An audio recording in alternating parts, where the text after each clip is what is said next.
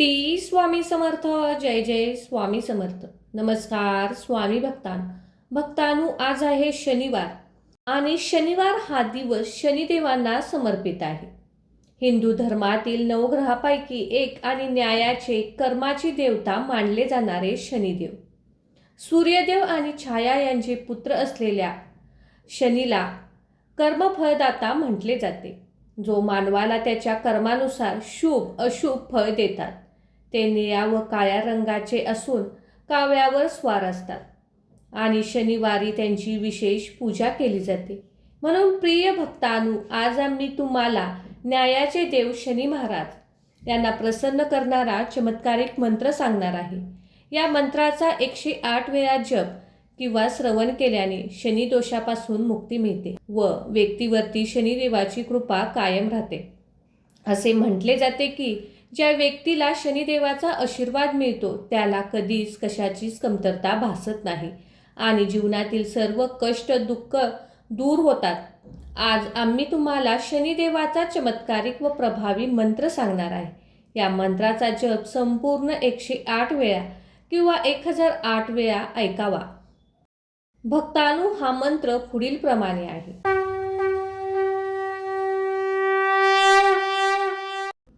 नीलांजनं समाभासं रविपुत्रं यमाग्रजं छायामार्तण्डसम्भुतं तं नमामि शनैश्चरम्.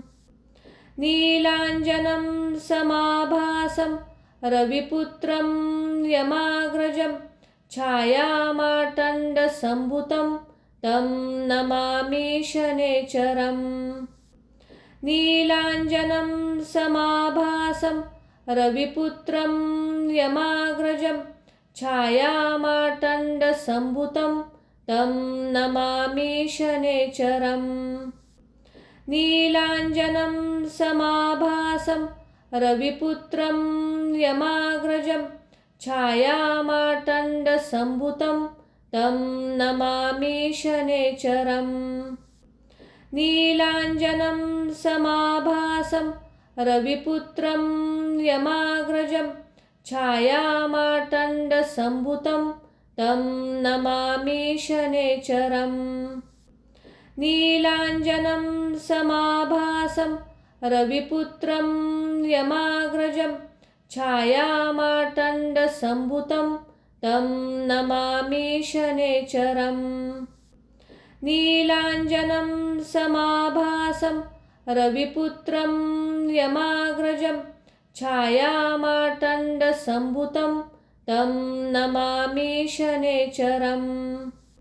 नीलांजनं समाभासं रविपुत्रं यमाग्रजं छायामार्तण्डसम्भुतं तं नमामि शनैश्चरम्. नीलांजनं समाभासं रविपुत्रं यमाग्रजं छायामार्तण्डसम्भुतं तं नमामि शनैश्चरम्. नीलांजनं समाभासं रविपुत्रं यमाग्रजं छायामार्तण्डसम्भुतं तं नमामि शनैश्चरम्. नीलांजनं समाभासं रविपुत्रं यमाग्रजं छायामार्तण्डसम्भुतं तं नमामि शनैश्चरम्. नीलांजनं समाभासं रविपुत्रं यमाग्रजं छायामार्तण्डसम्भुतं तं नमामि शनैश्चरम्. नीलांजनं समाभासं रविपुत्रं यमाग्रजं छायामार्तण्डसम्भुतं तं नमामि शनैश्चरम्. नीलांजनं समाभासं रविपुत्रं यमाग्रजं छायामार्तण्डसम्भुतं तं नमामि शनैश्चरम्. नीलांजनं समाभासं रविपुत्रं यमाग्रजं छायामार्तण्डसम्भुतं तं नमामि शनैश्चरम्. नीलाञ्जनं समाभासं रविपुत्रं यमाग्रजं छायामार्तण्डसम्भुतं तं नमामि शनैश्चरम्। नीलाञ्जनं समाभासं रविपुत्रं यमाग्रजं छायामार्तण्डसम्भुतं तं नमामि शनैश्चरम्। नीलाञ्जनं समाभासं रविपुत्रं यमाग्रजं छायामार्तण्डसम्भुतं तं नमामि शनैश्चरम्। नीलाञ्जनं समाभासं रविपुत्रं यमाग्रजं छायामार्तण्डसम्भुतं तं नमामि शनैश्चरम्।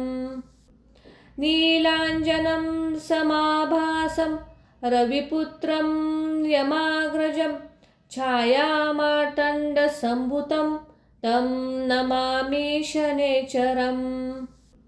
नीलाञ्जनं समाभासं रविपुत्रं यमाग्रजं छायामार्तण्डसम्भुतं तं नमामि शनैश्चरम्।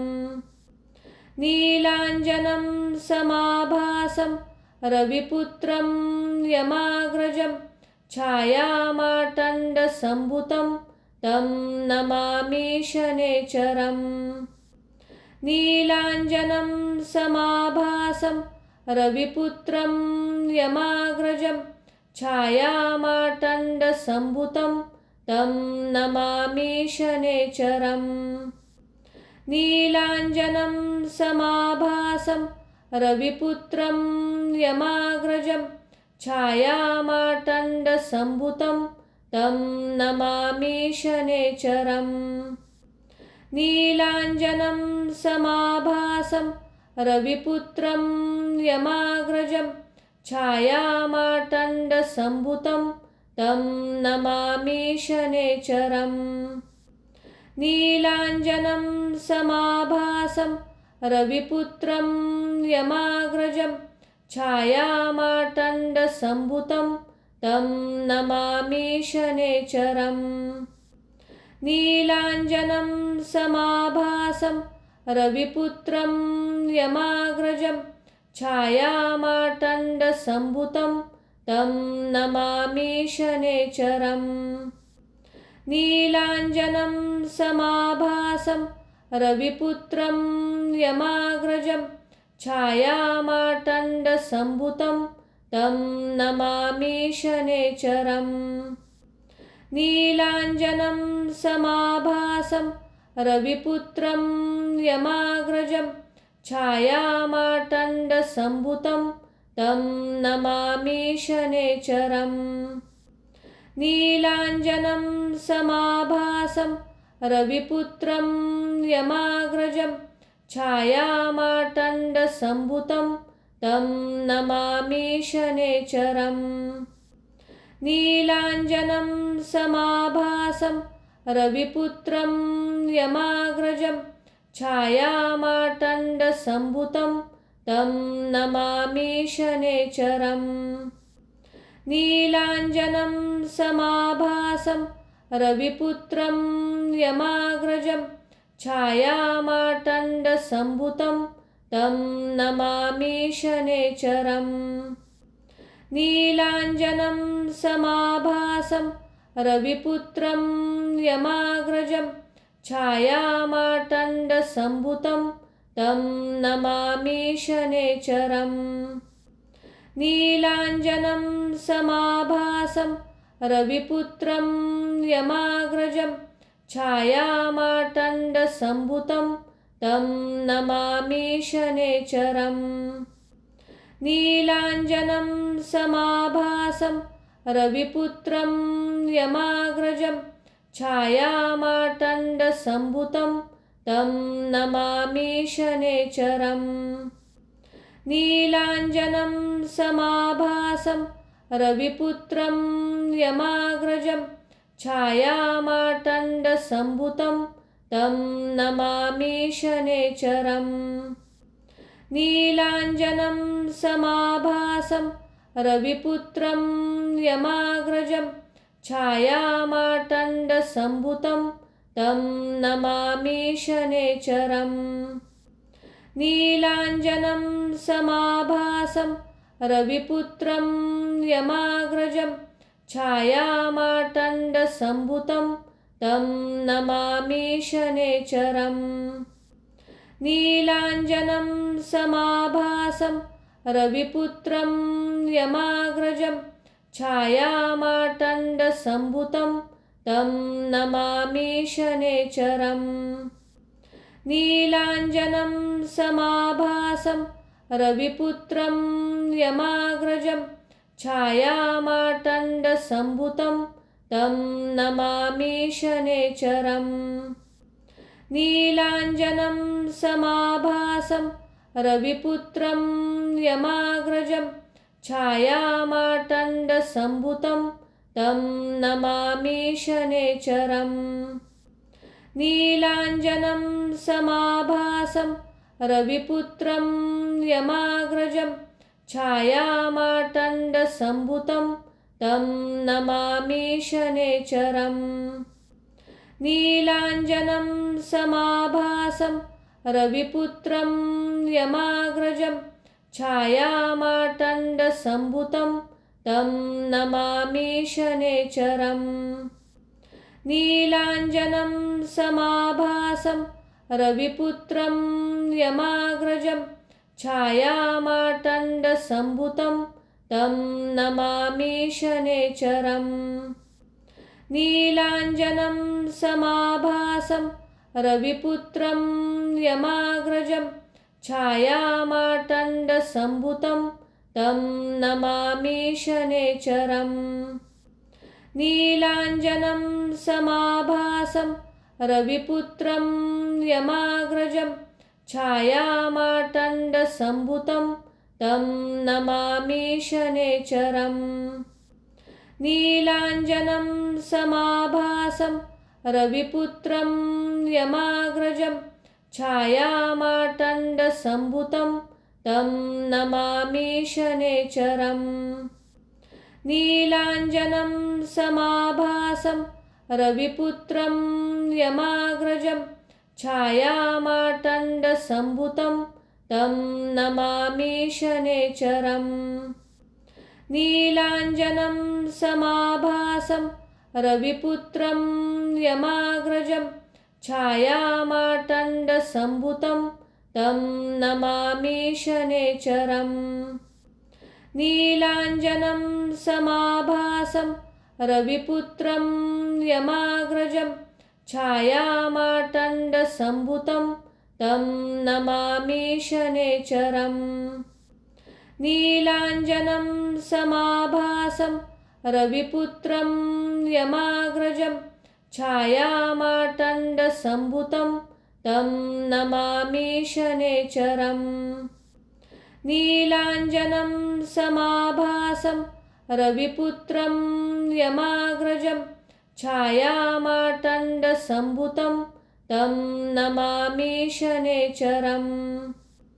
नीलाञ्जनं समाभासं रविपुत्रं यमाग्रजं छायामार्तण्डसम्भूतं तं नमामि शनैश्चरम्। नीलाञ्जनं समाभासं रविपुत्रं यमाग्रजं छायामार्तण्डसम्भूतं तं नमामि शनैश्चरम्। नीलाञ्जनं समाभासं रविपुत्रं यमाग्रजं छायामार्तण्डसम्भूतं तं नमामि शनैश्चरम्। नीलाञ्जनं समाभासं रविपुत्रं यमाग्रजं छायामार्तण्डसम्भूतं तं नमामि शनैश्चरम्। नीलाञ्जनं समाभासं रविपुत्रं यमाग्रजं छायामार्तण्डसम्भूतं तं नमामि शनैश्चरम्।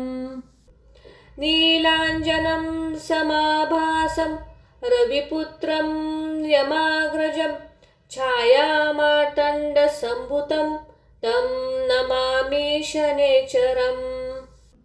नीलाञ्जनं समाभासं रविपुत्रं यमाग्रजं छायामार्तण्डसम्भुतं तं नमामि शनेश्वरम्।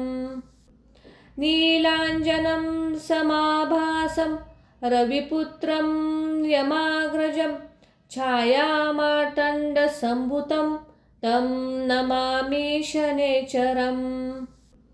नीलाञ्जनं समाभासं रविपुत्रं यमाग्रजं छायामार्तण्डसम्भुतं तं नमामि शनेश्वरम्। नीलाञ्जनं समाभासं रविपुत्रं यमाग्रजं छायामार्तण्डसम्भुतं तं नमामि शनेश्वरम्। नीलाञ्जनं समाभासं रविपुत्रं यमाग्रजं छायामार्तण्डसम्भुतं तं नमामि शनेश्वरम्। नीलाञ्जनं समाभासं रविपुत्रं यमाग्रजं छायामार्तण्डसम्भुतं तं नमामि शनेश्वरम्। नीलाञ्जनं समाभासं रविपुत्रं यमाग्रजं छायामार्तण्डसम्भुतं तं नमामि शनेश्वरम्। नीलाञ्जनं समाभासं रविपुत्रं यमाग्रजं छायामार्तण्डसम्भुतं तं नमामि शनेश्वरम्। नीलाञ्जनं समाभासं रविपुत्रं यमाग्रजं छायामार्तण्डसम्भुतं तं नमामि शनेश्वरम्। नीलाञ्जनं समाभासं रविपुत्रं यमाग्रजं छायामार्तण्डसम्भुतं तं नमामि शनेश्वरम्। नीलाञ्जनं समाभासं रविपुत्रं यमाग्रजं छायामार्तण्डसम्भुतं तं नमामि शनेश्वरम्। नीलाञ्जनं समाभासं रविपुत्रं यमाग्रजं छायामार्तण्डसम्भुतं तं नमामि शनेश्वरम्। नीलाञ्जनं समाभासं रविपुत्रं यमाग्रजं छायामार्तण्डसम्भुतं तं नमामि शनेश्वरम्। नीलाञ्जनं समाभासं रविपुत्रं यमाग्रजं छायामार्तण्डसम्भुतं तं नमामि शनेश्वरम्। नीलाञ्जनं समाभासं रविपुत्रं यमाग्रजं छायामार्तण्डसम्भुतं तं नमामि शनेश्वरम्। नीलाञ्जनं समाभासं रविपुत्रं यमाग्रजं छायामार्तण्डसम्भुतं तं नमामि शनेश्वरम्। नीलाञ्जनं समाभासं रविपुत्रं यमाग्रजं छायामार्तण्डसम्भुतं तं नमामि शनेश्वरम्।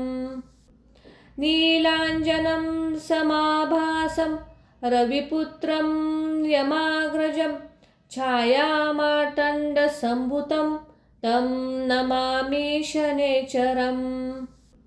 नीलाञ्जनं समाभासं रविपुत्रं यमाग्रजं छायामार्तण्डसम्भुतं तं नमामि शनेश्वरम्। नीलाञ्जनं समाभासं रविपुत्रं यमाग्रजं छायामार्तण्डसम्भुतं तं नमामि शनेश्वरम्। नीलाञ्जनं समाभासं रविपुत्रं यमाग्रजं छायामार्तण्डसम्भुतं तं नमामि शनेचरम्।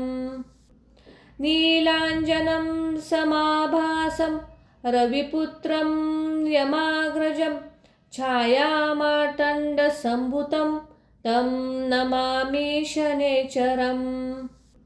नीलाञ्जनं समाभासं रविपुत्रं यमाग्रजं छायामार्तण्डसम्भुतं तं नमामि शनेचरम्। नीलाञ्जनं समाभासं रविपुत्रं यमाग्रजं छायामार्तण्डसम्भुतं तं नमामि शनेचरम्। नीलाञ्जनं समाभासं रविपुत्रं यमाग्रजं छायामार्तण्डसम्भुतं तं नमामि शनेचरम्। नीलाञ्जनं समाभासं रविपुत्रं यमाग्रजं छायामार्तण्डसम्भुतं तं नमामि शनेचरम्। नीलाञ्जनं समाभासं रविपुत्रं यमाग्रजं छायामार्तण्डसम्भुतं तं नमामि शनेचरम्। नीलाञ्जनं समाभासं रविपुत्रं यमाग्रजं छायामार्तण्डसम्भुतं तं नमामि शनेचरम्। नीलाञ्जनं समाभासं रविपुत्रं यमाग्रजं छायामार्तण्डसम्भुतं तं नमामि शनेचरम्। नीलाञ्जनं समाभासं रविपुत्रं यमाग्रजं छायामार्तण्डसम्भुतं तं नमामि शनेचरम्। नीलाञ्जनं समाभासं रविपुत्रं यमाग्रजं छायामार्तण्डसम्भुतं तं नमामि शनेचरम्। नीलाञ्जनं समाभासं रविपुत्रं यमाग्रजं छायामार्तण्डसम्भुतं तं नमामि शनेचरम्। नीलाञ्जनं समाभासं रविपुत्रं यमाग्रजं छायामार्तण्डसम्भुतं तं नमामि शनेचरम्। नीलाञ्जनं समाभासं रविपुत्रं यमाग्रजं छायामार्तण्डसम्भुतं तं नमामि शनेचरम्।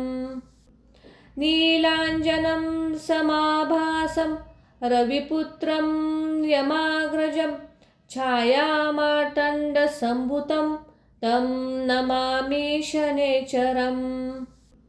नीलाञ्जनं समाभासं रविपुत्रं यमाग्रजं छायामार्तण्डसम्भुतं तं नमामि शनेचरम्।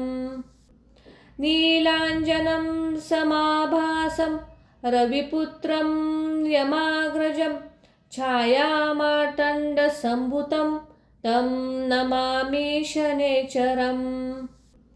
नीलाञ्जनं समाभासं रविपुत्रं यमाग्रजं छायामार्तण्डसम्भुतं तं नमामि शनेचरम्। नीलाञ्जनं समाभासं रविपुत्रं यमाग्रजं छायामार्तण्डसम्भुतं तं नमामि शनेचरम्। नीलाञ्जनं समाभासं रविपुत्रं यमाग्रजं छायामार्तण्डसम्भुतं तं नमामि शनेचरम्। नीलाञ्जनं समाभासं रविपुत्रं यमाग्रजं छायामार्तण्डसम्भुतं तं नमामि शनेचरम्। नीलाञ्जनं समाभासं रविपुत्रं यमाग्रजं छायामार्तण्डसम्भुतं तं नमामि शनेचरम्। नीलाञ्जनं समाभासं रविपुत्रं यमाग्रजं छायामार्तण्डसम्भुतं तं नमामि शनैश्चरम्। नीलाञ्जनं समाभासं रविपुत्रं यमाग्रजं छायामार्तण्डसम्भुतं तं नमामि शनैश्चरम्। नीलाञ्जनं समाभासं रविपुत्रं यमाग्रजं छायामार्तण्डसम्भुतं तं नमामि शनैश्चरम्। नीलाञ्जनं समाभासं रविपुत्रं यमाग्रजं छायामार्तण्डसम्भुतं तं नमामि शनैश्चरम्। नीलाञ्जनं समाभासं रविपुत्रं यमाग्रजं छायामार्तण्डसम्भुतं तं नमामि शनैश्चरम्।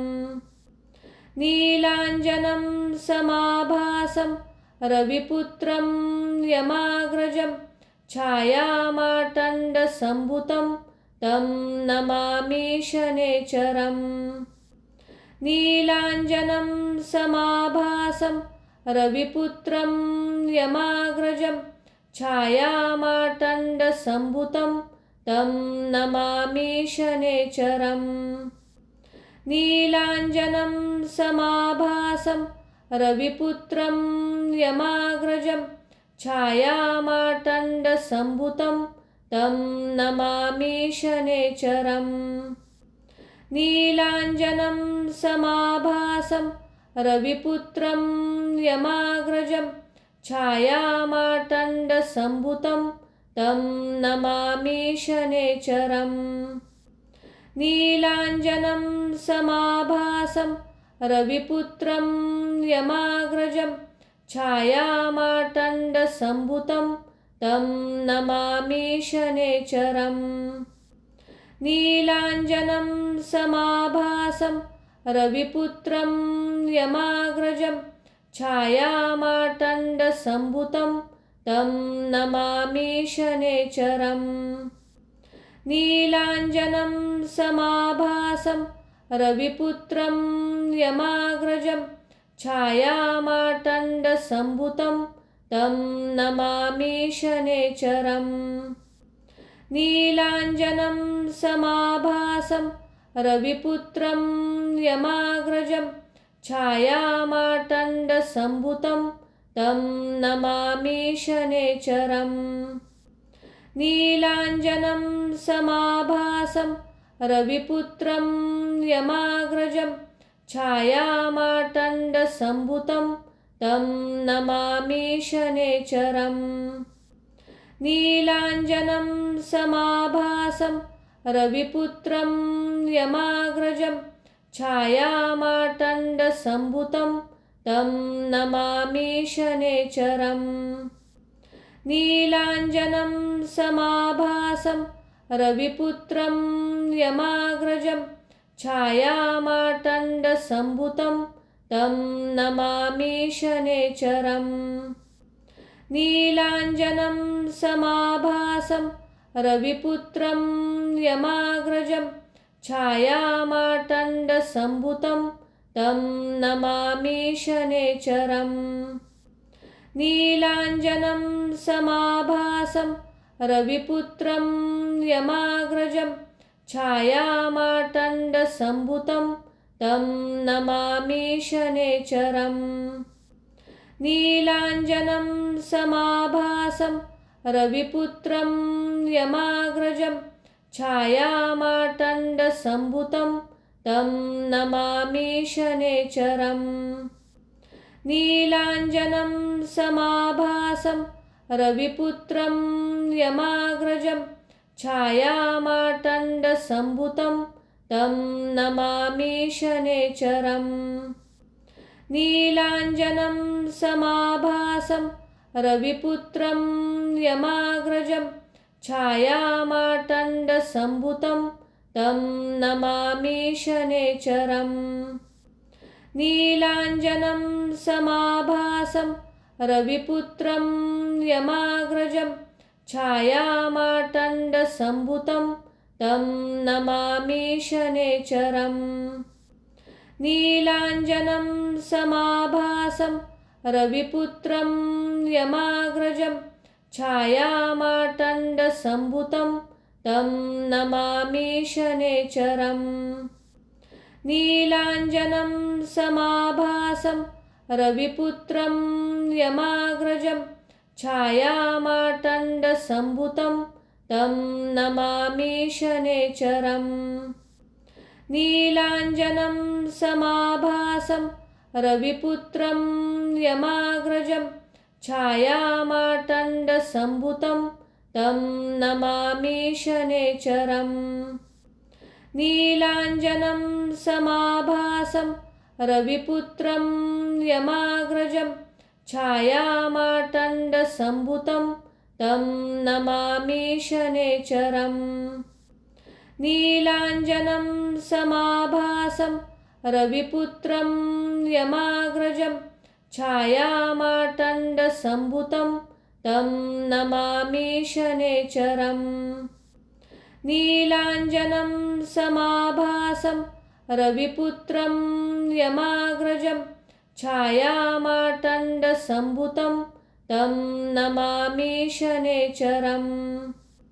नीलाञ्जनं समाभासं रविपुत्रं यमाग्रजं छायामार्तण्डसम्भूतं तं नमामि शनैश्चरम्। नीलाञ्जनं समाभासं रविपुत्रं यमाग्रजं छायामार्तण्डसम्भूतं तं नमामि शनैश्चरम्। नीलाञ्जनं समाभासं रविपुत्रं यमाग्रजं छायामार्तण्डसम्भूतं तं नमामि शनैश्चरम्।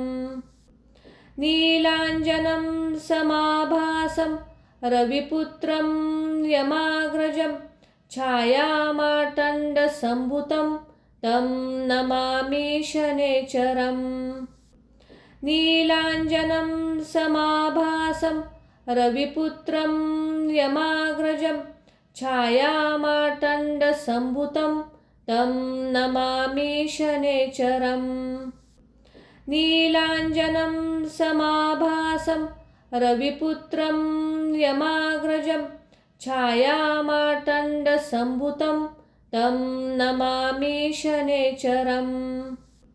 नीलाञ्जनं समाभासं रविपुत्रं यमाग्रजं छायामार्तण्डसम्भूतं तं नमामि शनैश्चरम्। नीलाञ्जनं समाभासं रविपुत्रं यमाग्रजं छायामार्तण्डसम्भूतं तं नमामि शनैश्चरम्। नीलाञ्जनं समाभासं रविपुत्रं यमाग्रजं छायामार्तण्डसम्भूतं तं नमामि शनैश्चरम्। नीलाञ्जनं समाभासं रविपुत्रं यमाग्रजं छायामार्तण्डसम्भूतं तं नमामि शनैश्चरम्। नीलाञ्जनं समाभासं रविपुत्रं यमाग्रजं छायामार्तण्डसम्भूतं तं नमामि शनैश्चरम्। नीलाञ्जनं समाभासं रविपुत्रं यमाग्रजं छायामार्तण्डसम्भूतं तं नमामि शनैश्चरम्। नीलाञ्जनं समाभासं रविपुत्रं यमाग्रजं छायामार्तण्डसम्भूतं तं नमामि शनैश्चरम्। नीलाञ्जनं समाभासं रविपुत्रं यमाग्रजं छायामार्तण्डसम्भूतं तं नमामि शनैश्चरम्। नीलाञ्जनं समाभासं रविपुत्रं यमाग्रजं छायामार्तण्डसम्भुतं तं नमामि शनैश्चरम्। नीलाञ्जनं समाभासं रविपुत्रं यमाग्रजं छायामार्तण्डसम्भुतं तं नमामि शनैश्चरम्। नीलाञ्जनं समाभासं रविपुत्रं यमाग्रजं छायामार्तण्डसम्भुतं तं नमामि शनैश्चरम्। नीलाञ्जनं समाभासं रविपुत्रं यमाग्रजं छायामार्तण्डसम्भुतं तं नमामि शनैश्चरम्। नीलाञ्जनं समाभासं रविपुत्रं यमाग्रजं छायामार्तण्डसम्भुतं तं नमामि शनैश्चरम्। नीलाञ्जनं समाभासं रविपुत्रं यमाग्रजं छायामार्तण्डसम्भुतं तं नमामि शनैश्चरम्। नीलाञ्जनं समाभासं रविपुत्रं यमाग्रजं छायामार्तण्डसम्भुतं तं नमामि शनैश्चरम्। नीलाञ्जनं समाभासं रविपुत्रं यमाग्रजं छायामार्तण्डसम्भुतं तं नमामि शनैश्चरम्। नीलाञ्जनं समाभासं रविपुत्रं यमाग्रजं छायामार्तण्डसम्भुतं तं नमामि शनैश्चरम्। नीलाञ्जनं समाभासं रविपुत्रं यमाग्रजं छायामार्तण्डसम्भुतं तं नमामि शनैश्चरम्। नीलाञ्जनं समाभासं रविपुत्रं यमाग्रजं छायामार्तण्डसम्भुतं तं नमामि शनैश्चरम्।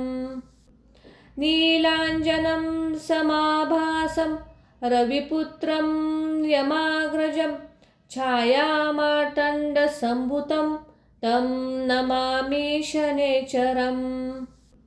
नीलाञ्जनं समाभासं रविपुत्रं यमाग्रजं छायामार्तण्डसम्भुतं तं नमामि शनैश्चरम्।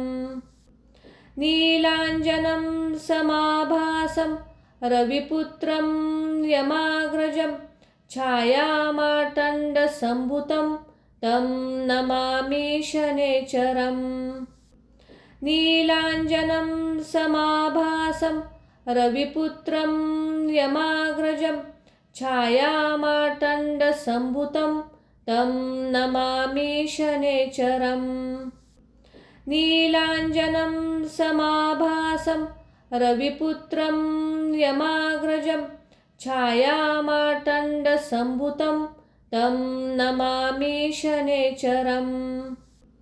नीलाञ्जनं समाभासं रविपुत्रं यमाग्रजं छायामार्तण्डसम्भुतं तं नमामि शनैश्चरम्।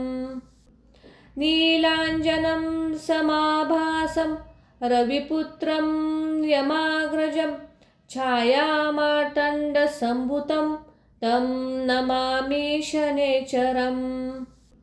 नीलाञ्जनं समाभासं रविपुत्रं यमाग्रजं छायामार्तण्डसम्भुतं तं नमामि शनैश्चरम्। नीलाञ्जनं समाभासं रविपुत्रं यमाग्रजं छायामार्तण्डसम्भुतं तं नमामि शनैश्चरम्। नीलाञ्जनं समाभासं रविपुत्रं यमाग्रजं छायामार्तण्डसम्भुतं तं नमामि शनैश्चरम्। नीलाञ्जनं समाभासं रविपुत्रं यमाग्रजं छायामार्तण्डसम्भुतं तं नमामि शनेचरम्। नीलाञ्जनं समाभासं रविपुत्रं यमाग्रजं छायामार्तण्डसम्भुतं तं नमामि शनेचरम्। नीलाञ्जनं समाभासं रविपुत्रं यमाग्रजं छायामार्तण्डसम्भुतं तं नमामि शनेचरम्। नीलाञ्जनं समाभासं रविपुत्रं यमाग्रजं छायामार्तण्डसम्भुतं तं नमामि शनेचरम्। नीलाञ्जनं समाभासं रविपुत्रं यमाग्रजं छायामार्तण्डसम्भुतं तं नमामि शनेचरम्। नीलाञ्जनं समाभासं रविपुत्रं यमाग्रजं छायामार्तण्डसम्भुतं तं नमामि शनेचरम्। नीलाञ्जनं समाभासं रविपुत्रं यमाग्रजं छायामार्तण्डसम्भुतं तं नमामि शनेचरम्। नीलाञ्जनं समाभासं रविपुत्रं यमाग्रजं छायामार्तण्डसम्भुतं तं नमामि शनेचरम्। नीलाञ्जनं समाभासं रविपुत्रं यमाग्रजं छायामार्तण्डसम्भुतं तं नमामि शनेचरम्। नीलाञ्जनं समाभासं रविपुत्रं यमाग्रजं छायामार्तण्डसम्भुतं तं नमामि शनेचरम्। नीलाञ्जनं समाभासं रविपुत्रं यमाग्रजं छायामार्तण्डसम्भुतं तं नमामि शनेचरम्। नीलाञ्जनं समाभासं रविपुत्रं यमाग्रजं छायामार्तण्डसम्भुतं तं नमामि शनेचरम्। नीलाञ्जनं समाभासं रविपुत्रं यमाग्रजं छायामार्तण्डसम्भुतं तं नमामि शनेचरम्। नीलाञ्जनं समाभासं रविपुत्रं यमाग्रजं छायामार्तण्डसम्भुतं तं नमामि शनेचरम्। नीलाञ्जनं समाभासं रविपुत्रं यमाग्रजं छायामार्तण्डसम्भुतं तं नमामि शनेचरम्। नीलाञ्जनं समाभासं रविपुत्रं यमाग्रजं छायामार्तण्डसम्भुतं तं नमामि शनेचरम्। नीलाञ्जनं समाभासं रविपुत्रं यमाग्रजं छायामार्तण्डसम्भुतं तं नमामि शनेचरम्। नीलाञ्जनं समाभासं रविपुत्रं यमाग्रजं छायामार्तण्डसम्भुतं तं नमामि शनेचरम्। नीलाञ्जनं समाभासं रविपुत्रं यमाग्रजं छायामार्तण्डसम्भुतं तं नमामि शनेचरम्। नीलाञ्जनं समाभासं रविपुत्रं यमाग्रजं छायामार्तण्डसम्भुतं तं नमामि शनेचरम्। नीलाञ्जनं समाभासं रविपुत्रं यमाग्रजं छायामार्तण्डसम्भुतं तं नमामि शनेचरम्। नीलाञ्जनं समाभासं रविपुत्रं यमाग्रजं छायामार्तण्डसम्भुतं तं नमामि शनेचरम्। नीलाञ्जनं समाभासं रविपुत्रं यमाग्रजं छायामार्तण्डसम्भुतं तं नमामि शनैश्चरम्।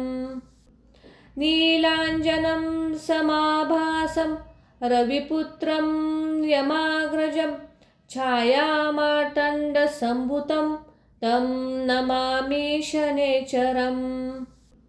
नीलाञ्जनं समाभासं रविपुत्रं यमाग्रजं छायामार्तण्डसम्भुतं तं नमामि शनैश्चरम्। नीलाञ्जनं समाभासं रविपुत्रं यमाग्रजं छायामार्तण्डसम्भुतं तं नमामि शनैश्चरम्।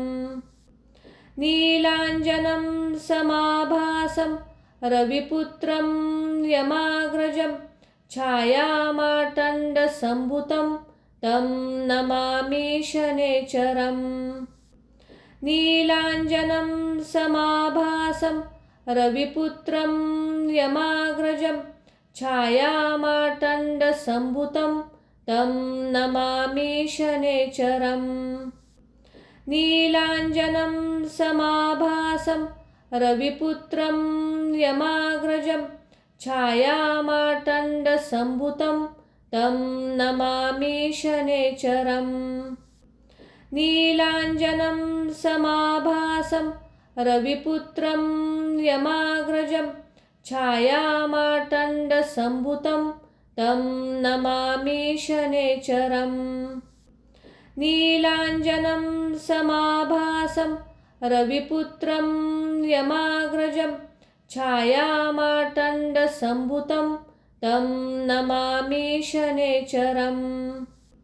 नीलाञ्जनं समाभासं रविपुत्रं यमाग्रजं छायामार्तण्डसम्भुतं तं नमामि शनैश्चरम्। नीलाञ्जनं समाभासं रविपुत्रं यमाग्रजं छायामार्तण्डसम्भुतं तं नमामि शनैश्चरम्। नीलाञ्जनं समाभासं रविपुत्रं यमाग्रजं छायामार्तण्डसम्भुतं तं नमामि शनैश्चरम्। नीलाञ्जनं समाभासं रविपुत्रं यमाग्रजं छायामार्तण्डसम्भुतं तं नमामि शनैश्चरम्। नीलाञ्जनं समाभासं रविपुत्रं यमाग्रजं छायामार्तण्डसम्भुतं तं नमामि शनैश्चरम्। नीलाञ्जनं समाभासं रविपुत्रं यमाग्रजं छायामार्तण्डसम्भुतं तं नमामि शनैश्चरम्। नीलाञ्जनं समाभासं रविपुत्रं यमाग्रजं छायामार्तण्डसम्भुतं तं नमामि शनैश्चरम्। नीलाञ्जनं समाभासं रविपुत्रं यमाग्रजं छायामार्तण्डसम्भुतं तं नमामि शनैश्चरम्।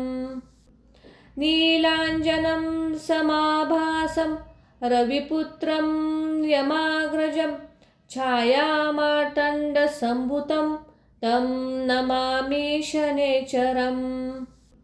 नीलाञ्जनं समाभासं रविपुत्रं यमाग्रजं छायामार्तण्डसम्भुतं तं नमामि शनैश्चरम्।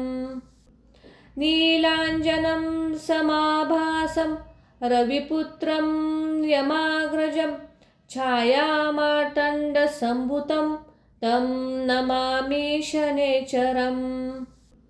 नीलाञ्जनं समाभासं रविपुत्रं यमाग्रजं छायामार्तण्डसम्भुतं तं नमामि शनैश्चरम्।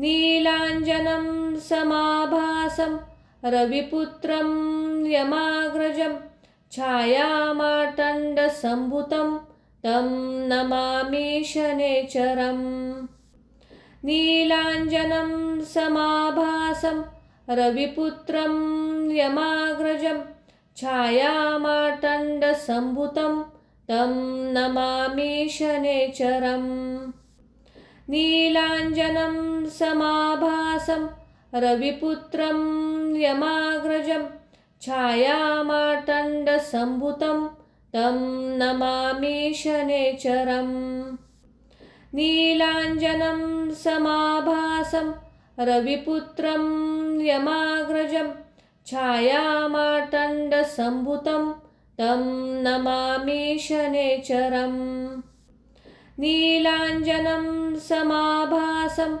रविपुत्रं यमाग्रजं छायामार्तण्डसम्भूतं तं नमामि शनैश्चरम् नीलाञ्जनं समाभासं रविपुत्रं यमाग्रजं छायामार्तण्डसम्भूतं तं नमामि शनैश्चरम् नीलाञ्जनं समाभासं रविपुत्रं यमाग्रजं छायामार्तण्डसम्भूतं तं नमामि शनैश्चरम् नीलाञ्जनं समाभासं रविपुत्रं यमाग्रजं छायामार्तण्डसम्भूतं तं नमामि शनैश्चरम् नीलाञ्जनं समाभासं रविपुत्रं यमाग्रजं छायामार्तण्डसम्भूतं तं नमामि शनैश्चरम् नीलाञ्जनं समाभासं रविपुत्रं यमाग्रजं छायामार्तण्डसम्भूतं तं नमामि शनैश्चरम् नीलाञ्जनं समाभासं रविपुत्रं यमाग्रजं छायामार्तण्डसम्भूतं तं नमामि शनैश्चरम् नीलाञ्जनं समाभासं रविपुत्रं यमाग्रजं छायामार्तण्डसम्भूतं तं नमामि शनैश्चरम् नीलाञ्जनं समाभासं रविपुत्रं यमाग्रजं छायामार्तण्डसम्भूतं तं नमामि शनैश्चरम् नीलाञ्जनं समाभासं रविपुत्रं यमाग्रजं छायामार्तण्डसम्भूतं तं नमामि शनैश्चरम् नीलाञ्जनं समाभासं रविपुत्रं यमाग्रजं छायामार्तण्डसम्भूतं तं नमामि शनैश्चरम् नीलाञ्जनं समाभासं रविपुत्रं यमाग्रजं छायामार्तण्डसम्भूतं तं नमामि शनैश्चरम् नीलाञ्जनं समाभासं रविपुत्रं यमाग्रजं छायामार्तण्डसम्भूतं तं नमामि शनैश्चरम् नीलाञ्जनं समाभासं रविपुत्रं यमाग्रजं छायामार्तण्डसम्भूतं तं नमामि शनैश्चरम् नीलाञ्जनं समाभासं रविपुत्रं यमाग्रजं छायामार्तण्डसम्भूतं तं नमामि शनैश्चरम् नीलाञ्जनं समाभासं रविपुत्रं यमाग्रजं छायामार्तण्डसम्भूतं तं नमामि शनैश्चरम् नीलाञ्जनं समाभासं रविपुत्रं यमाग्रजं छायामार्तण्डसम्भूतं तं नमामि शनैश्चरम् नीलाञ्जनं समाभासं रविपुत्रं यमाग्रजं छायामार्तण्डसम्भुतं तं नमामि शनैश्चरम्। नीलाञ्जनं समाभासं रविपुत्रं यमाग्रजं छायामार्तण्डसम्भुतं तं नमामि शनैश्चरम्। नीलाञ्जनं समाभासं रविपुत्रं यमाग्रजं छायामार्तण्डसम्भुतं तं नमामि शनैश्चरम्। नीलाञ्जनं समाभासं रविपुत्रं यमाग्रजं छायामार्तण्डसम्भुतं तं नमामि शनैश्चरम्।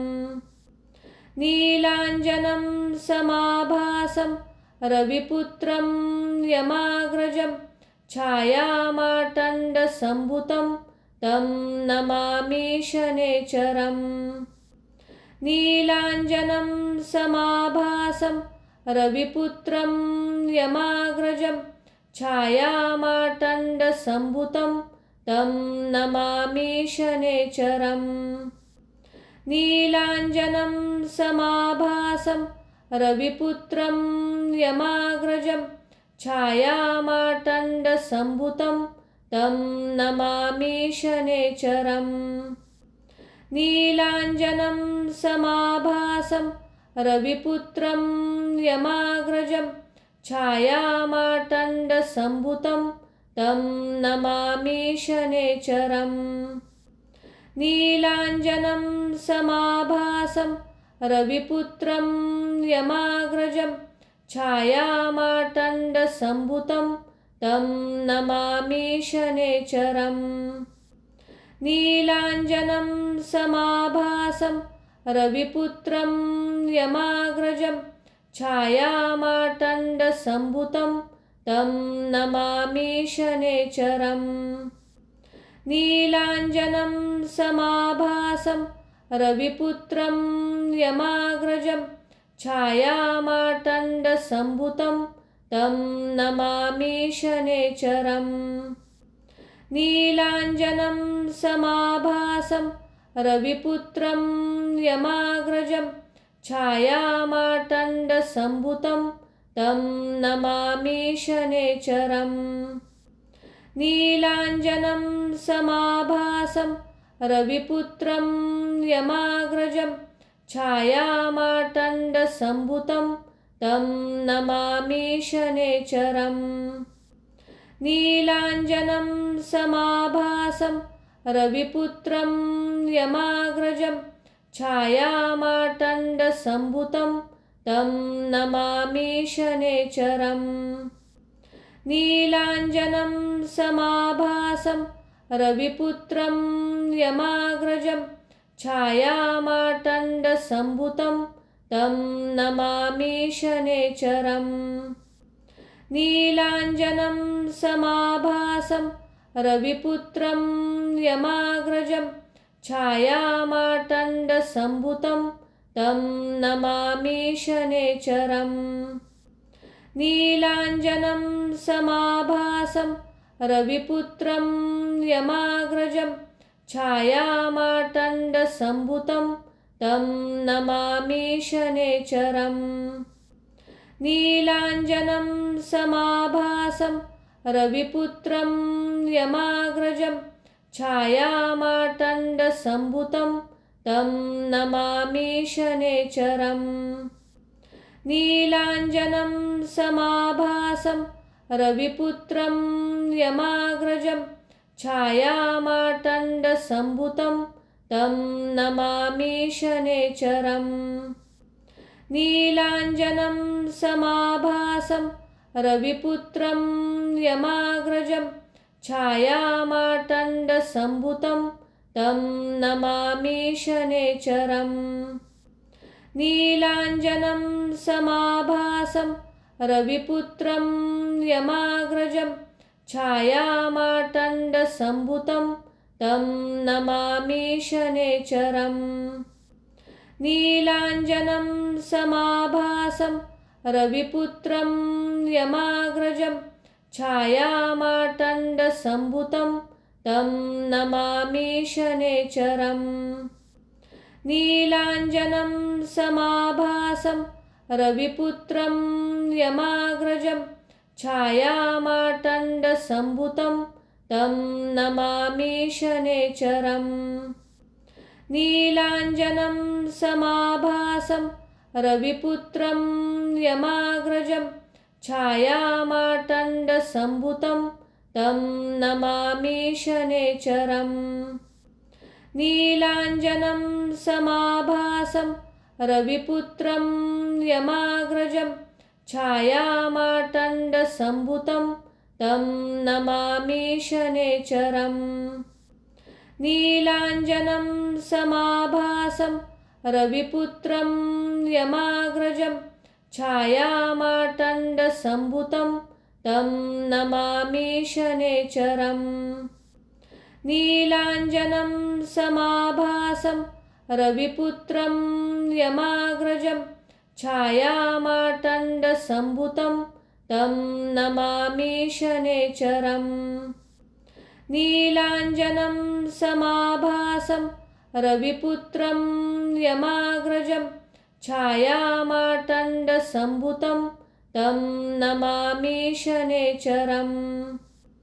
नीलाञ्जनं समाभासं रविपुत्रं यमाग्रजं छायामार्तण्डसम्भुतं तं नमामि शनेचरम्।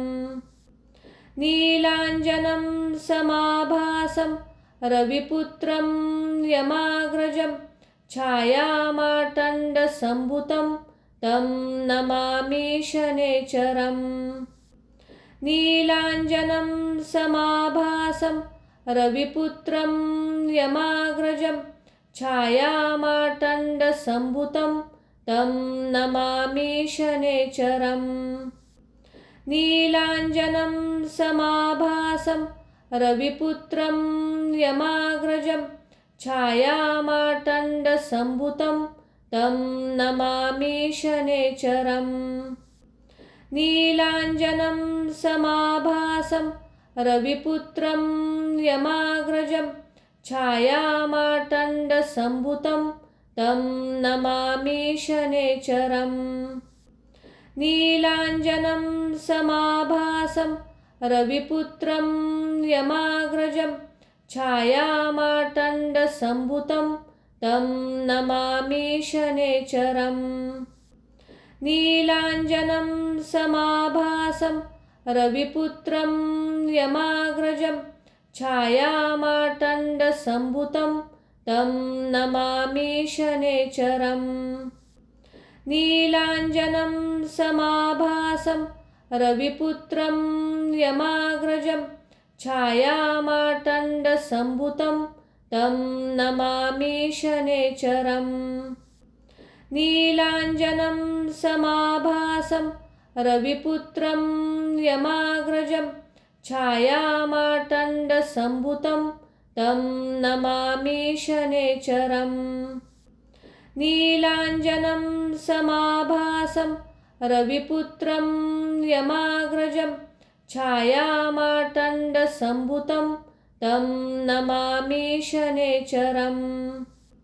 नीलाञ्जनं समाभासं रविपुत्रं यमाग्रजं छायामार्तण्डसम्भुतं तं नमामि शनेचरम्। नीलाञ्जनं समाभासं रविपुत्रं यमाग्रजं छायामार्तण्डसम्भुतं तं नमामि शनेचरम्। नीलाञ्जनं समाभासं रविपुत्रं यमाग्रजं छायामार्तण्डसम्भुतं तं नमामि शनेचरम्। नीलाञ्जनं समाभासं रविपुत्रं यमाग्रजं छायामार्तण्डसम्भुतं तं नमामि शनेचरम्। नीलाञ्जनं समाभासं रविपुत्रं यमाग्रजं छायामार्तण्डसम्भुतं तं नमामि शनेचरम्। नीलाञ्जनं समाभासं रविपुत्रं यमाग्रजं छायामार्तण्डसम्भुतं तं नमामि शनैश्चरम्। नीलाञ्जनं समाभासं रविपुत्रं यमाग्रजं छायामार्तण्डसम्भुतं तं नमामि शनैश्चरम्। नीलाञ्जनं समाभासं रविपुत्रं यमाग्रजं छायामार्तण्डसम्भुतं तं नमामि शनैश्चरम्। नीलाञ्जनं समाभासं रविपुत्रं यमाग्रजं छायामार्तण्डसम्भुतं तं नमामि शनैश्चरम्। नीलाञ्जनं समाभासं रविपुत्रं यमाग्रजं छायामार्तण्डसम्भुतं तं नमामि शनैश्चरम्। नीलाञ्जनं समाभासं रविपुत्रं यमाग्रजं छायामार्तण्डसम्भुतं तं नमामि शनैश्चरम्। नीलाञ्जनं समाभासं रविपुत्रं यमाग्रजं छायामार्तण्डसम्भुतं तं नमामि शनैश्चरम्। नीलाञ्जनं समाभासं रविपुत्रं यमाग्रजं छायामार्तण्डसम्भुतं तं नमामि शनैश्चरम्।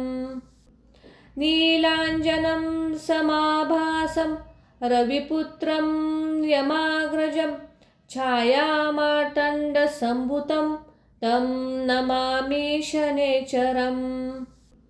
नीलाञ्जनं समाभासं रविपुत्रं यमाग्रजं छायामार्तण्डसम्भुतं तं नमामि शनैश्चरम्। नीलाञ्जनं समाभासं रविपुत्रं यमाग्रजं छायामार्तण्डसम्भुतं तं नमामि शनैश्चरम्। नीलाञ्जनं समाभासं रविपुत्रं यमाग्रजं छायामार्तण्डसम्भुतं तं नमामि शनैश्चरम्। नीलाञ्जनं समाभासं रविपुत्रं यमाग्रजं छायामार्तण्डसम्भुतं तं नमामि शनैश्चरम्। नीलाञ्जनं समाभासं रविपुत्रं यमाग्रजं छायामार्तण्डसम्भुतं तं नमामि शनैश्चरम्। नीलाञ्जनं समाभासं रविपुत्रं यमाग्रजं छायामार्तण्डसम्भुतं तं नमामि शनैश्चरम्। नीलाञ्जनं समाभासं रविपुत्रं यमाग्रजं छायामार्तण्डसम्भुतं तं नमामि शनैश्चरम्। नीलाञ्जनं समाभासं रविपुत्रं यमाग्रजं छायामार्तण्डसम्भुतं तं नमामि शनैश्चरम्। नीलाञ्जनं समाभासं रविपुत्रं यमाग्रजं छायामार्तण्डसम्भुतं तं नमामि शनैश्चरम्। नीलाञ्जनं समाभासं रविपुत्रं यमाग्रजं छायामार्तण्डसम्भुतं तं नमामि शनैश्चरम्। नीलाञ्जनं समाभासं रविपुत्रं यमाग्रजं छायामार्तण्डसम्भुतं तं नमामि शनैश्चरम्। नीलाञ्जनं समाभासं रविपुत्रं यमाग्रजं छायामार्तण्डसम्भुतं तं नमामि शनैश्चरम्। नीलाञ्जनं समाभासं रविपुत्रं यमाग्रजं छायामार्तण्डसम्भूतं तं नमामि शनैश्चरम्। नीलाञ्जनं समाभासं रविपुत्रं यमाग्रजं छायामार्तण्डसम्भूतं तं नमामि शनैश्चरम्। नीलाञ्जनं समाभासं रविपुत्रं यमाग्रजं छायामार्तण्डसम्भूतं तं नमामि शनैश्चरम्। नीलाञ्जनं समाभासं रविपुत्रं यमाग्रजं छायामार्तण्डसम्भूतं तं नमामि शनैश्चरम्। नीलाञ्जनं समाभासं रविपुत्रं यमाग्रजं छायामार्तण्डसम्भूतं तं नमामि शनैश्चरम्। नीलाञ्जनं समाभासं रविपुत्रं यमाग्रजं छायामार्तण्डसम्भूतं तं नमामि शनैश्चरम्। नीलाञ्जनं समाभासं रविपुत्रं यमाग्रजं छायामार्तण्डसम्भूतं तं नमामि शनैश्चरम्। नीलाञ्जनं समाभासं रविपुत्रं यमाग्रजं छायामार्तण्डसम्भूतं तं नमामि शनैश्चरम्। नीलाञ्जनं समाभासं रविपुत्रं यमाग्रजं छायामार्तण्डसम्भूतं तं नमामि शनैश्चरम्। नीलाञ्जनं समाभासं रविपुत्रं यमाग्रजं छायामार्तण्डसम्भूतं तं नमामि शनैश्चरम्।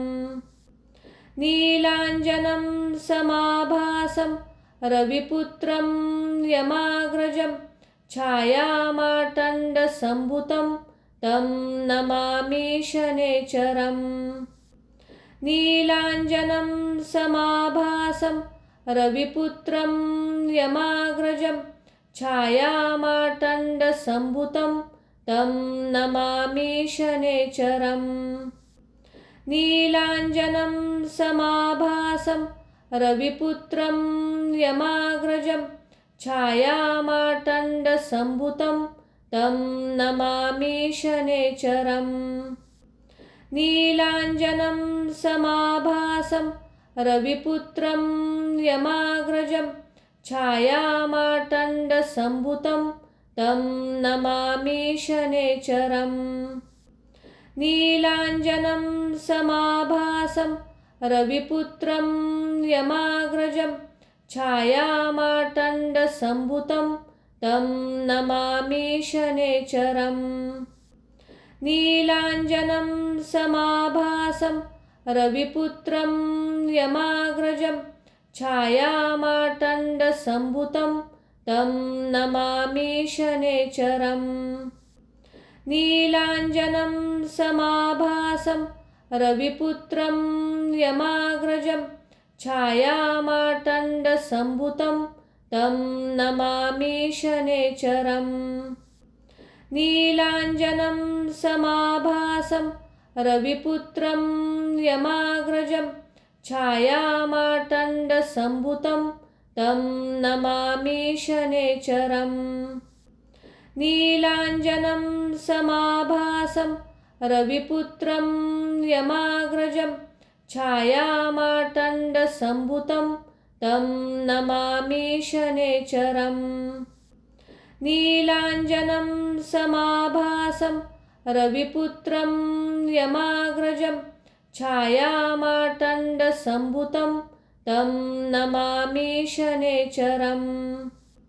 नीलाञ्जनं समाभासं रविपुत्रं यमाग्रजं छायामार्तण्डसम्भूतं तं नमामि शनैश्चरम्।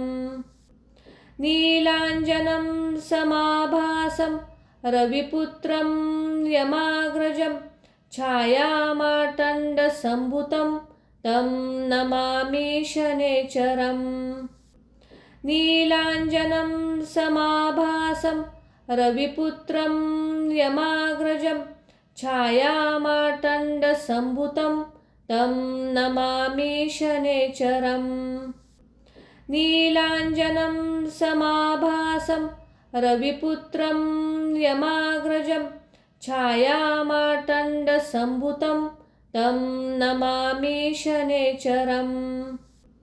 नीलाञ्जनं समाभासं रविपुत्रं यमाग्रजं छायामार्तण्डसम्भुतं तं नमामि शनेचरम्।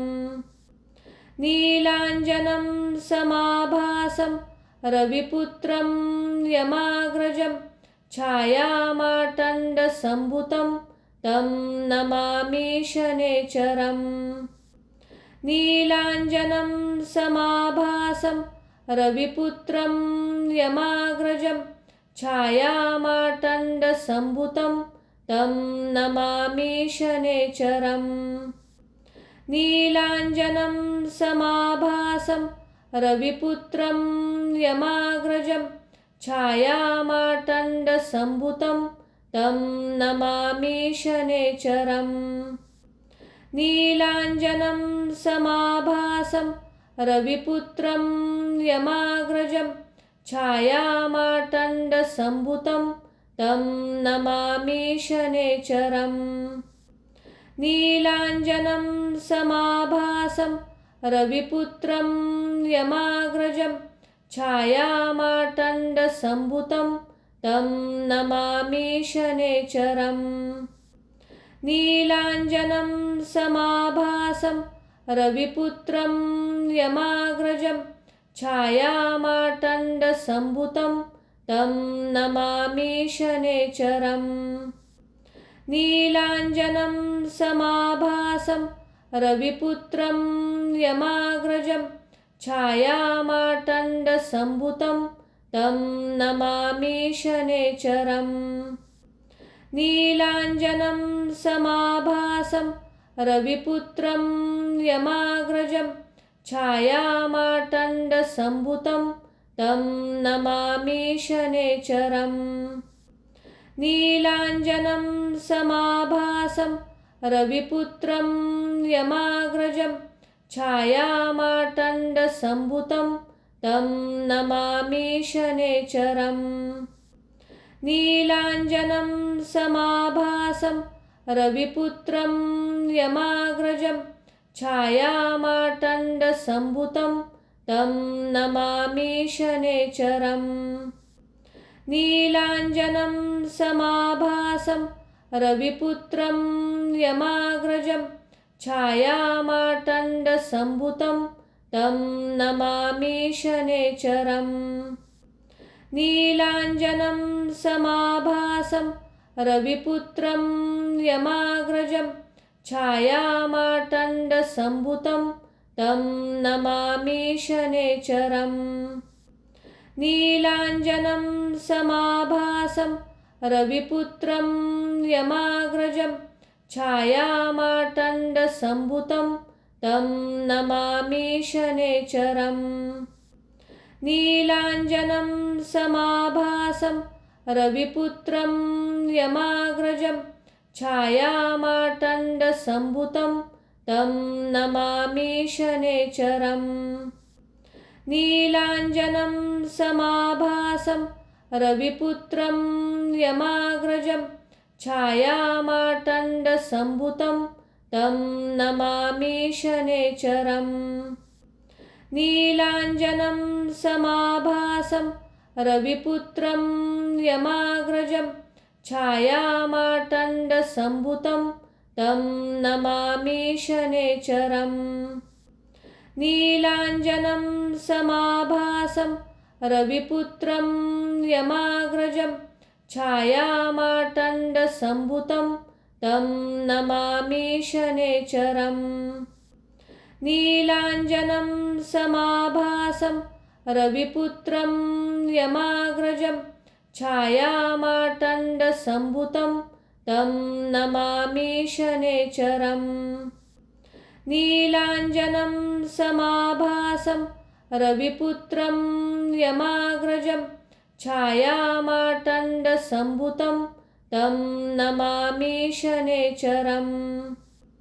नीलाञ्जनं समाभासं रविपुत्रं यमाग्रजं छायामार्तण्डसम्भूतं तं नमामि शनैश्चरम्।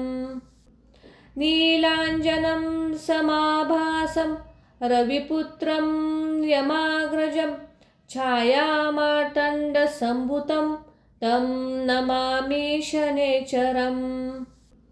नीलाञ्जनं समाभासं रविपुत्रं यमाग्रजं छायामार्तण्डसम्भूतं तं नमामि शनैश्चरम्।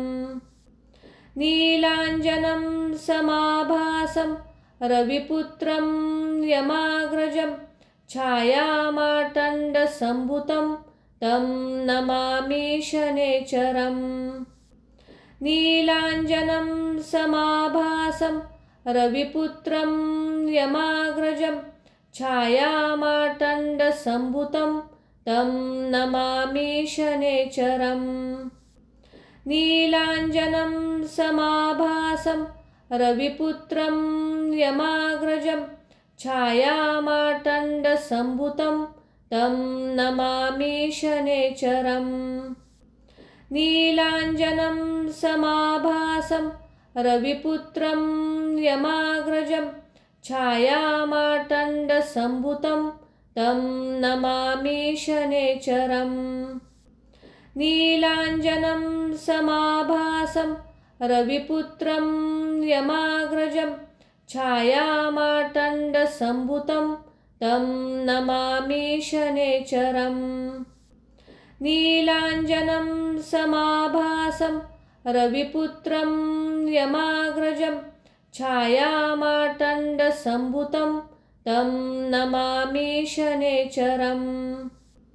नीलाञ्जनं समाभासं रविपुत्रं यमाग्रजं छायामार्तण्डसम्भूतं तं नमामि शनैश्चरम्।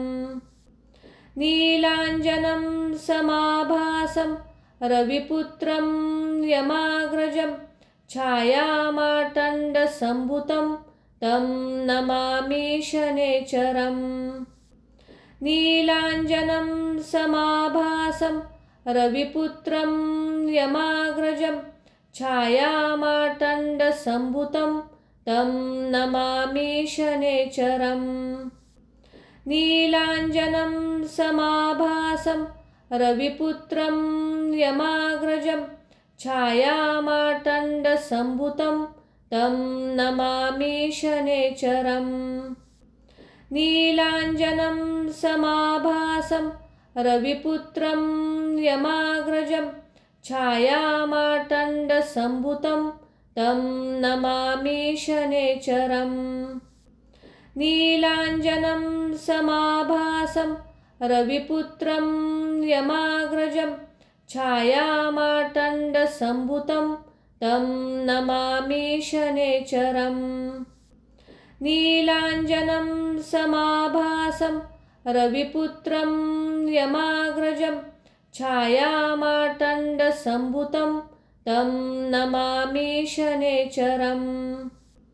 नीलाञ्जनं समाभासं रविपुत्रं यमाग्रजं छायामार्तण्डसम्भूतं तं नमामि शनैश्चरम्। नीलाञ्जनं समाभासं रविपुत्रं यमाग्रजं छायामार्तण्डसम्भूतं तं नमामि शनैश्चरम्। नीलाञ्जनं समाभासं रविपुत्रं यमाग्रजं छायामार्तण्डसम्भूतं तं नमामि शनैश्चरम्। नीलाञ्जनं समाभासं रविपुत्रं यमाग्रजं छायामार्तण्डसम्भूतं तं नमामि शनैश्चरम्। नीलाञ्जनं समाभासं रविपुत्रं यमाग्रजं छायामार्तण्डसम्भूतं तं नमामि शनैश्चरम्। नीलाञ्जनं समाभासं रविपुत्रं यमाग्रजं छायामार्तण्डसम्भूतं तं नमामि शनैश्चरम्। नीलाञ्जनं समाभासं रविपुत्रं यमाग्रजं छायामार्तण्डसम्भूतं तं नमामि शनैश्चरम्।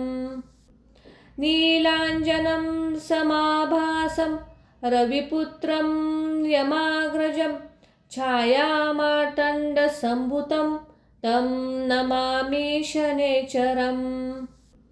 नीलाञ्जनं समाभासं रविपुत्रं यमाग्रजं छायामार्तण्डसम्भूतं तं नमामि शनैश्चरम्। नीलाञ्जनं समाभासं रविपुत्रं यमाग्रजं छायामार्तण्डसम्भूतं तं नमामि शनैश्चरम्। नीलाञ्जनं समाभासं रविपुत्रं यमाग्रजं छायामार्तण्डसम्भूतं तं नमामि शनैश्चरम्। नीलाञ्जनं समाभासं रविपुत्रं यमाग्रजं छायामार्तण्डसम्भूतं तं नमामि शनैश्चरम्। नीलाञ्जनं समाभासं रविपुत्रं यमाग्रजं छायामार्तण्डसम्भूतं तं नमामि शनैश्चरम्। नीलाञ्जनं समाभासं रविपुत्रं यमाग्रजं छायामार्तण्डसम्भूतं तं नमामि शनैश्चरम्। नीलाञ्जनं समाभासं रविपुत्रं यमाग्रजं छायामार्तण्डसम्भूतं तं नमामि शनैश्चरम्। नीलाञ्जनं समाभासं रविपुत्रं यमाग्रजं छायामार्तण्डसम्भूतं तं नमामि शनैश्चरम्। नीलाञ्जनं समाभासं रविपुत्रं यमाग्रजं छायामार्तण्डसम्भूतं तं नमामि शनैश्चरम्। नीलाञ्जनं समाभासं रविपुत्रं यमाग्रजं छायामार्तण्डसम्भूतं तं नमामि शनैश्चरम्। नीलाञ्जनं समाभासं रविपुत्रं यमाग्रजं छायामार्तण्डसम्भूतं तं नमामि शनैश्चरम्। नीलाञ्जनं समाभासं रविपुत्रं यमाग्रजं छायामार्तण्डसम्भूतं तं नमामि शनैश्चरम्। नीलाञ्जनं समाभासं रविपुत्रं यमाग्रजं छायामार्तण्डसम्भूतं तं नमामि शनैश्चरम्। नीलाञ्जनं समाभासं रविपुत्रं यमाग्रजं छायामार्तण्डसम्भूतं तं नमामि शनैश्चरम्। नीलाञ्जनं समाभासं रविपुत्रं यमाग्रजं छायामार्तण्डसम्भूतं तं नमामि शनैश्चरम्। नीलाञ्जनं समाभासं रविपुत्रं यमाग्रजं छायामार्तण्डसम्भूतं तं नमामि शनैश्चरम्। नीलाञ्जनं समाभासं रविपुत्रं यमाग्रजं छायामार्तण्डसम्भूतं तं नमामि शनैश्चरम्। नीलाञ्जनं समाभासं रविपुत्रं यमाग्रजं छायामार्तण्डसम्भुतं तं नमामि शनैश्चरम्